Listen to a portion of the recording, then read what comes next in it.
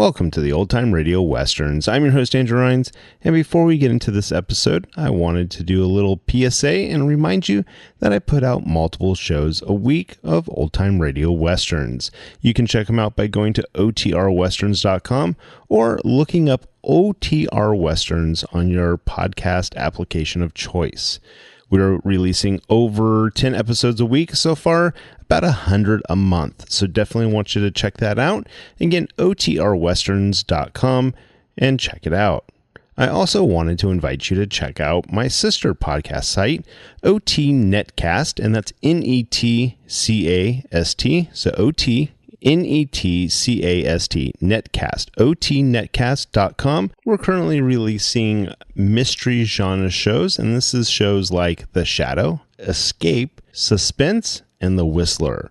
And we have plans on bringing other shows to the network for you guys to listen to. So it's my non-Western old-time radio channel that I can kind of do other genres that not only I like, but hopefully you would like too. You can check us out by going to otnetcast.com or searching OTNetcast on your podcast app of choice. Now let's get into this episode. This episode is going to be Frontier Town. The title of this episode is The Poisoned Waterhole, and it came out in 1949. Frontier Town, the saga of the Roaring West.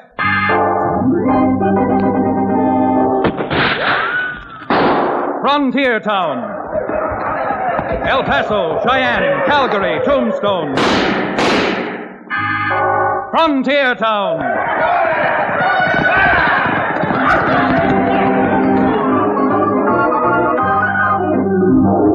Here is the adventurous story of the early West, the tamed and the untamed. From the Pecos to Powder River, Dodge City to Poker Flat, these are the towns they fought to live in and lived to fight for. Teeming crucibles of pioneer freedom. Frontier Town!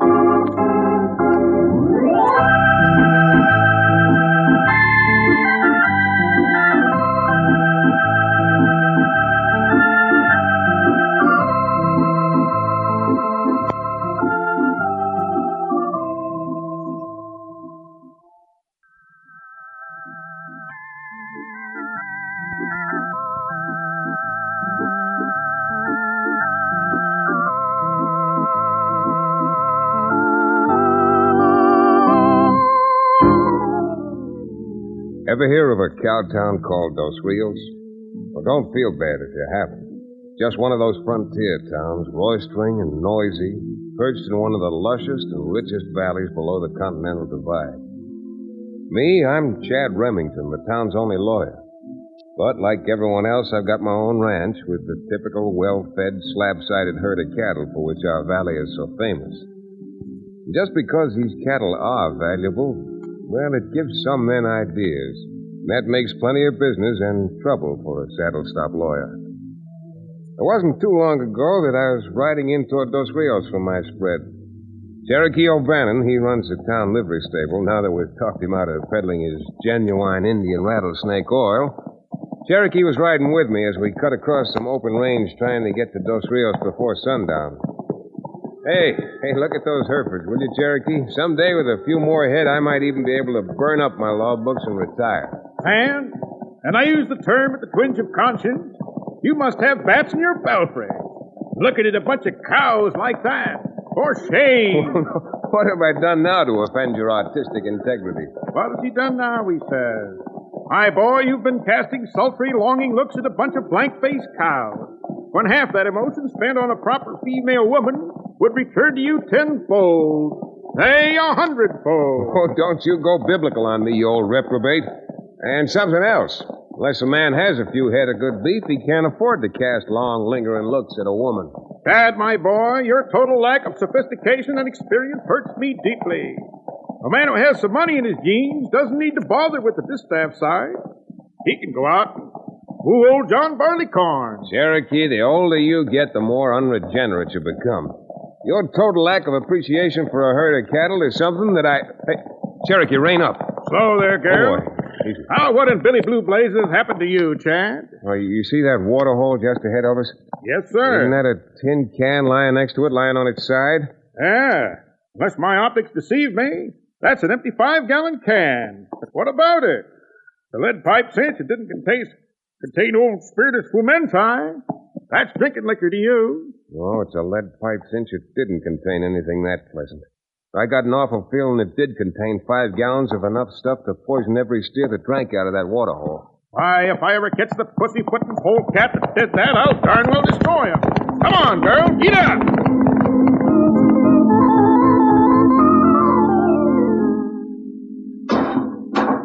I'd like to get my hands on the bus who did this. Putting poison in a waterhole. I must admit it's incomprehensible even to me.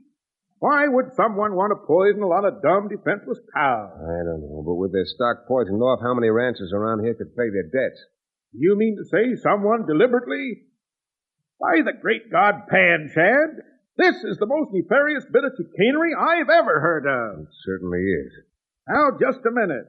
I heard you say just the other day that not over half a dozen ranchers in this whole valley owe a mortgage to the bank. That old sourball Ripley who owes the bank forced most of them to pay up a year ago last spring. So what debts did they have? Plenty. Ever since Ripley shut off most of the credit, which absorbed most of the cash folks had on hand, everyone's been buying at Parker's store because Lisha Parker's been willing to let his bills run. Lisha Parker? You mean to insinuate Lisha Parker's mixed up in this cattle poisoning? You and I are coming to fisticuffs. Why, that old gentleman is so honest, it makes me blush. Yes, it does. Oh, calm down, Cherokee. Calm down. This has nothing to do with Lisha. But legally, if the ranchers can't pay their debts, he could go to court, get judgment, and take them all over lock, stock, and barrel in liquidation of his claims. But if you say Lisha is mixed up in it, shucks, Chad, I think you're putting your money on the nose of the wrong horse. I'm not making any bets on this race. I got a notion it's been fixed. And blame well gonna find out if I can before the sun sets today.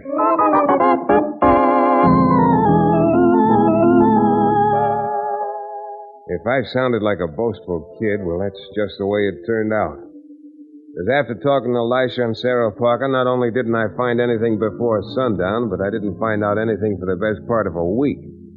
Waterholes continued to be poisoned. Strangers drifted in and out of town. Even the sheriff couldn't find out a thing that'd help. Then, best I can piece it together, another stranger arrived in town. The stranger. The stranger who wasn't too strange to the handful of gunslicks who'd been hanging around town. They got together in the Silver Boot Saloon. Hey, bartender, let's have another bottle. Hi, Lefty. The boy said you were over here. Pull up a chair and rest your frame, Krug. If you got your work done. You must be tired. Bring another glass for that bottle. I got my work done all right. You know me, boss. Yeah, I sure do. That's why I shipped you up here ahead of me. Any trouble? Oh, shucks, no. Oh, there's been a Jasper in town snooping around. A lawyer named Chad Remington. But he ain't found out a thing, Lefty, believe me. He'd better not find out anything if he wants to go on practicing law. Because I'll get him just the way I'm going to get Parker's store. Now, look, Lefty, you ain't ever been here in Dos Rios before. Me and the boys have been here for more than a week. And I'm telling you, that there Lisha Parker is a stubborn old goat. He'll never sell. No? Well, let's just suppose that Parker won't. Don't you think his widow will? Widow? That's what I said, widow. And if Parker is as crusty an old goat as you say he is, it shouldn't be too hard. Shouldn't be a... Lefty, I'm sorry, I just don't get you. Well, just like you said, Parker's got a nasty temper, hasn't he? Yeah. You're going over to that store and talk Parker into an argument. You understand? Poor Parker, with that temper of his, gets sore and grabs for his gun. That's all, mister. He grabs for his gun, only you outdraw him. Hey, you really got something there. Don't let nobody tell me Lefty Slaughter ain't got brains. Yeah?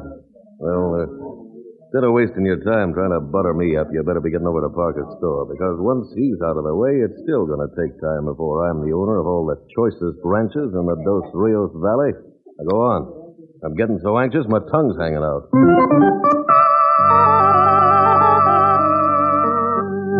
Lisha? Oh, Lisha. Yes, sir? Oh, want me to put that bold calico up on the shelf for you? Would you please, Lisha? You're a dear. After 42 years of what we've been through together, Sarah certainly doesn't take a... Well, looks like we've got a new customer coming in. Howdy. Howdy. Like a pound of sugar. Pound of sugar. Yes, sir. Right here. I said I wanted a pound. Well, sure, I heard you. This is a pound sack. You aiming on calling me a liar? Now, look here, mister. I didn't ask you to come into my store. But I come in, and I'm not going to have some thieving crook like you give me a half pound and claim it's a pound. You get out of here. Doggone you. Turn around and clear out of my face before I blast you. Lasher, Why, don't. you bald-headed old goat. Nobody's putting me out of no place. I'll show you who Lasher, to watch out. Lasher! Lasher. Hold it, you. Get away from that door. Watch him, Cherokee. That's right, Pat. Did he do the shooting, Mrs. Parker? Here's my husband. Yeah? Well, I only shot in self-defense. Is that the truth, Mrs. Parker?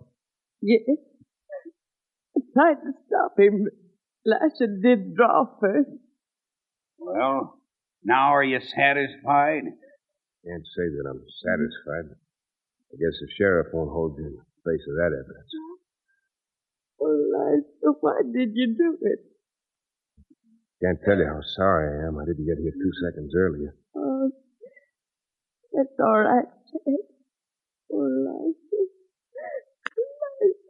Just saying how sorry I am. I know I isn't going to bring your husband back, but there's still an account to be squared up, and I'm hoping you'll let me square it. Come on, Cherokee. We're going to escort this buzzer down to the sheriff.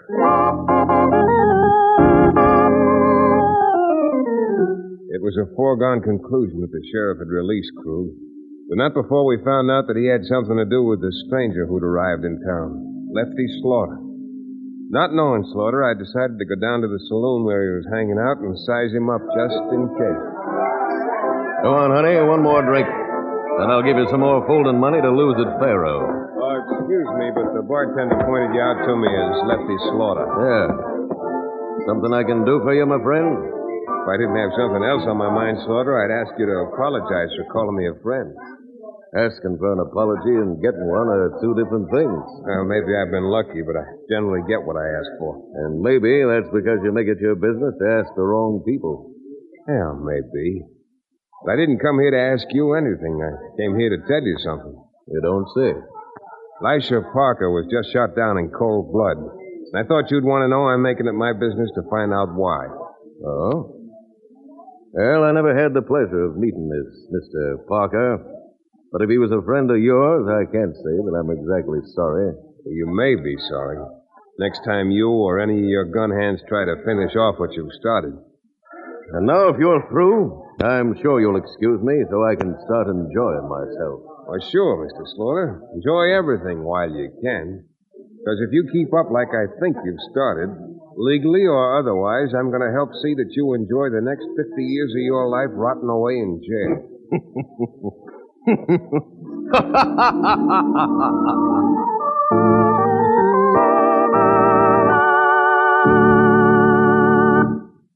We'll return to the exciting second act of our frontier town adventure in just about 1 minute.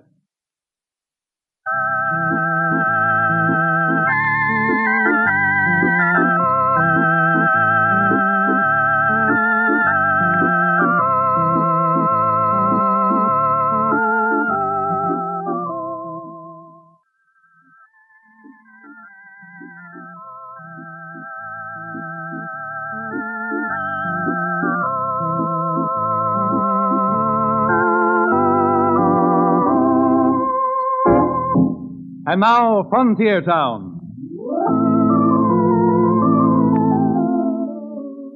Guess I sounded like a boastful kid all over again. I mean, going in and deliberately rubbing Lefty Slaughter the wrong way. But I found until you've rubbed the fur, you can't tell if the animal you've got is a house cat or a polecat. Sometimes they're both dangerous, but you trap them different ways. Well, I found out in short order that Slaughter was as cold and cocky as they come. Knowing that, there was nothing more I could find out until such time as he chose to make his next move. So Cherokee and I sat for 4 more days in my office up above Cherokee's livery stable, looking out the window and watching the entire street. Then late the afternoon of the fifth day, Cherokee turned away from the window suddenly. Yes, what's there? That double-dyed, dirty gunslinger who terminated Elisha Parker's mortal existence is walking down the street with Lefty Slaughter. He was walking with him. Now Krug's turned off into the saloon and... Hey, you see what Slaughter's doing? He's heading straight for Mrs. Parker's store. If that's the case, and it certainly seems to be, then what are we doing loitering about this legal loggia? You're right, Cherokee. So grab your hat or your gun or both, and let's be finding out what business Slaughter might have with Mrs. Parker.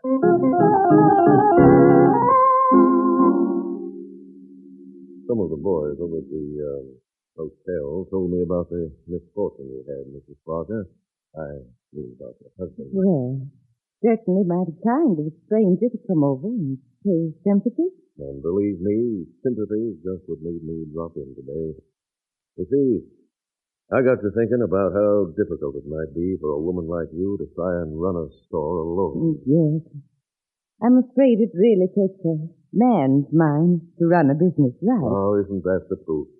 And since I came to Dos Rios looking for a business to go into myself, and with you now probably wanting to sell... Oh, I wasn't thinking of selling out, Mr. Slaughter. Now, I know this may sound kind of sudden, but I'm willing to pay you a fair price. All cash. Say, $2,000. $2,000? Oh. Why, we've got more than $20,000 just owing us on the books. Sure, book. With their cattle dying off like flies, that $20,000 isn't worth ink to put to writing. Well, I don't aim to argue with a woman, but I'm a fair man. And once I make up my mind, I don't let anyone change it. Well, now, isn't that too bad? Now, you just listen to me. Mrs. Parker, you'd better do the listening. I've got $3,000 here in cash, so suppose you sit down and start writing out that bill of sale. What? If I were a man, I'd take that shotgun off the wall. Mrs. Parker. Hello, Slaughter. What are you doing here? Butting in again? Nope. But since you're determined to stay in Dos Rios, I'm just being neighborly.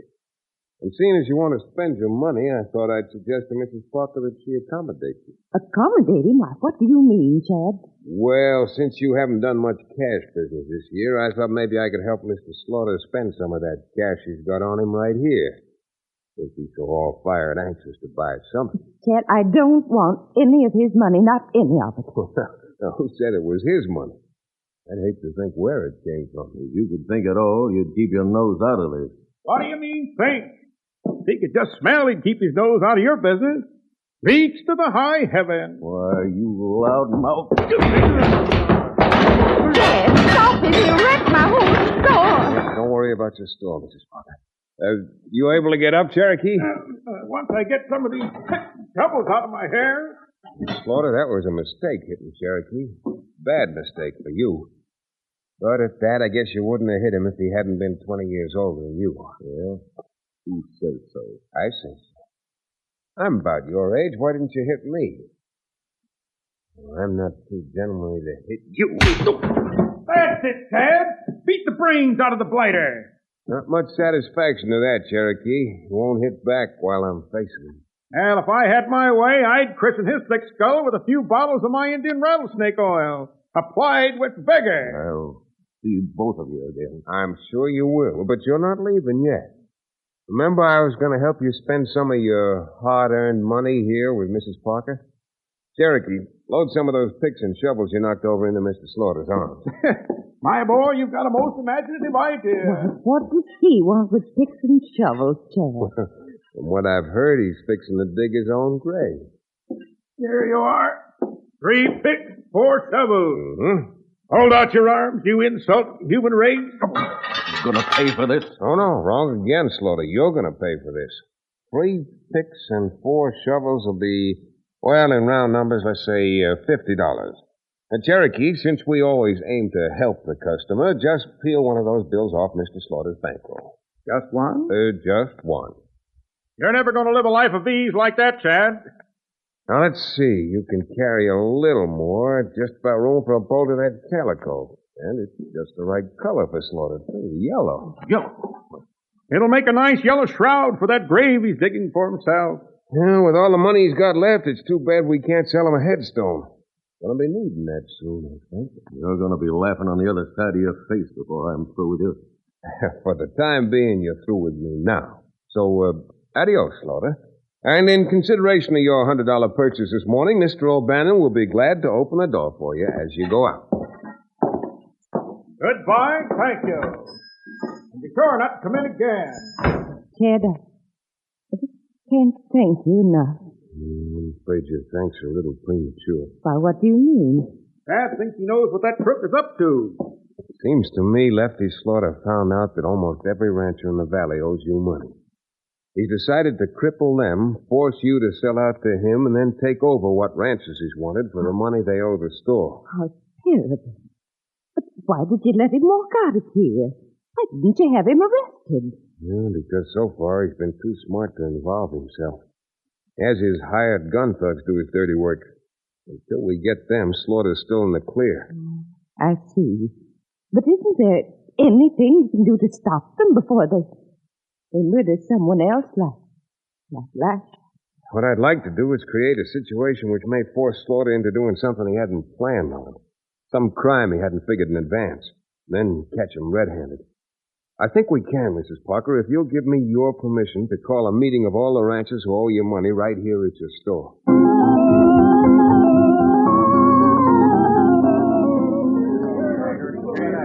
Quiet, please. Suppose you stop acting as if you're running this whole show, Remington. Let Sarah Parker do her own talking. Now, there's no talking for me to do. I've sold this store and all of its assets to Chad Remington, and from now on, you'll have to do business with him. Go on and grumble if you want, but it isn't going to do any good. You owe this store money, and I want cash on the barrelhead. Well, if I don't get it, I'm going to court and take judgments against every one of you. Remington, your poor father must be turning over in his grave. How do you expect us to raise money now? You can raise money. All you got to do is drive your cattle to market and sell it off. Why, it's almost 2 months till shipping time. Instead of standing around here arguing, I'm advising you to get together and start a drive with your herds up to the nearest railhead. I'm only giving you 5 days to be back with cash. So if you know what's good for you, you'll be on your way by sunrise tomorrow morning.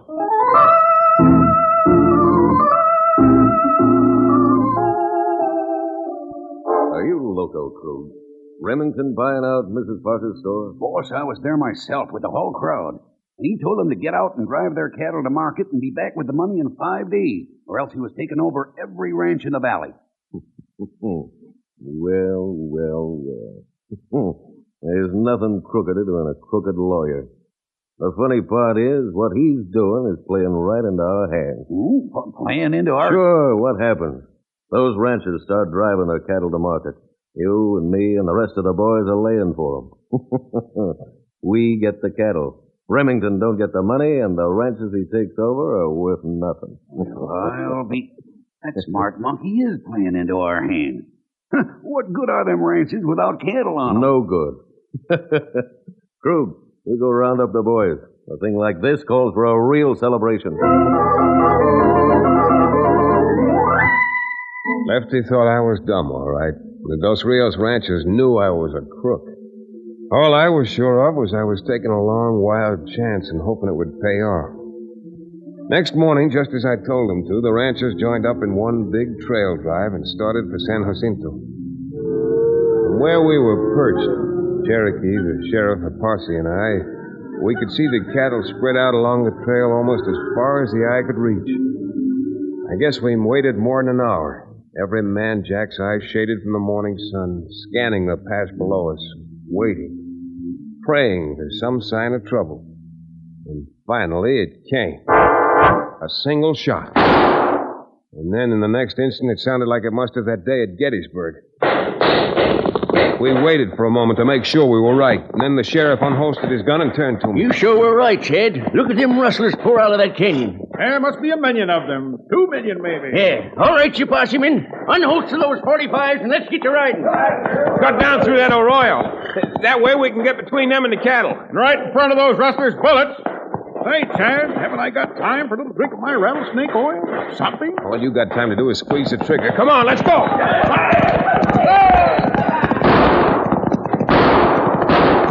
Hey, Chad, what are those pussy-footing folks wildcats is turning around and heading for the woods. Oh, it's that yellow-spined skunk, Slaughter. Hey, Sheriff, you keep after the rest of them. Slaughter's trying to sneak away. I'm going to get him. All right, Chad.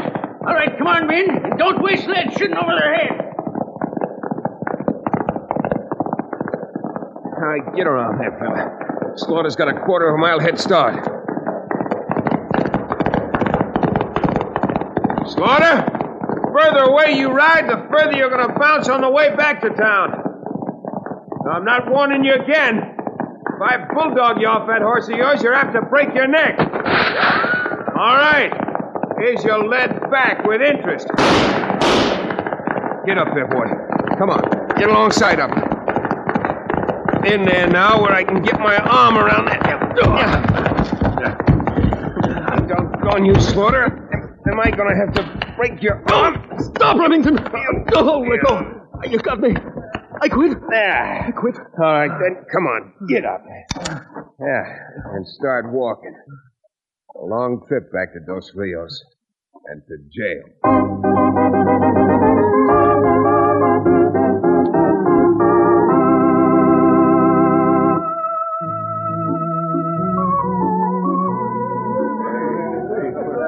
God blame you, Chad.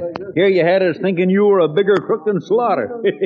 And all the time you were doing it for our own good. Yes, sirree. Just like a father with an unreasonable kid. Yes, spare the rod and spoil the child. That's Chad's motto. What's your motto, Cherokee? Well, I guess you might say to spare the flask and spoil the drink. By the way, isn't it about time for a little libation right now? From the way I look after Bulldog and Slaughter off his horse, it's about time for me to take a bath and put on some clean clothes. Well, it's not premature to thank you now, Chad. Except I don't know how I ever can.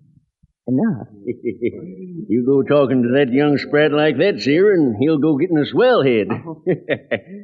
Not that he don't deserve one, though. That little idea of his of making the boys trail their cattle certainly squeezed Slaughter into pulling one crime he hadn't figured on. Yes, all right, Sheriff. And in honor of my dear friend's talents, I suggest someone buy me a little shot of something good so I can propose a toast to it. Besides, my knees haven't stopped shaking yet. Well, my knee isn't shaking, Cherokee, and it's strong enough to turn you over it and beat a little genuine Indian tune on your tom-tom. Go, Chad! If you turn me over your knee, not only would you break my spirit, but you'd bust a flask full of the finest Cherokee Indian rattlesnake oil that ever whetted a man's whistle. I'm going home.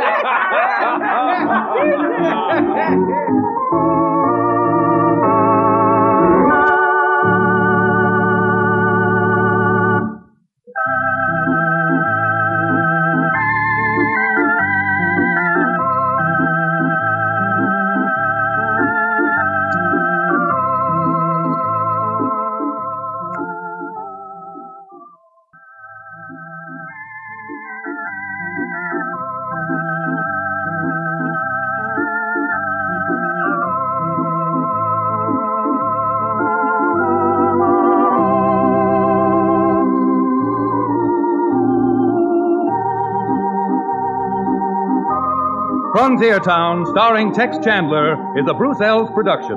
Supervision by Joel Murcott. Story and direction by Paul Franklin. Music written and played by Ivan Ditmars. Be sure to be with us again, same time next week, for another fine action-adventure story with your favorite young Western star, Tex Chandler. This is Bill Foreman telling you that Frontier Town came to you from Hollywood.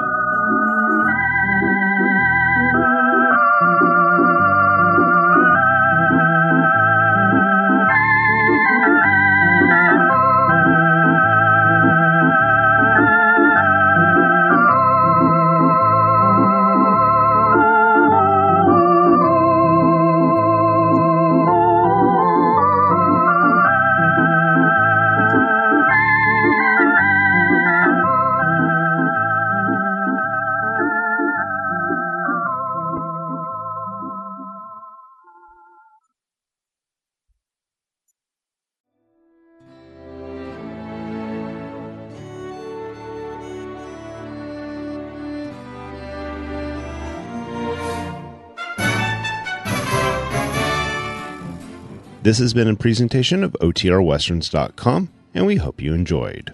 Please take some time to like and rate our shows in your favorite podcast application. Follow us on Facebook by going to OTRWesterns.com/Facebook. Subscribe to our YouTube channel by going to OTRWesterns.com/YouTube. And send us an email, podcast@OTRWesterns.com. You can call and leave us a voicemail, 707-986-8739. This episode is copyright under the Attribution Non-Commercial Share Alike Copyright. For more information, go to OTRWesterns.com/copyright. Have a great day, and thanks for listening.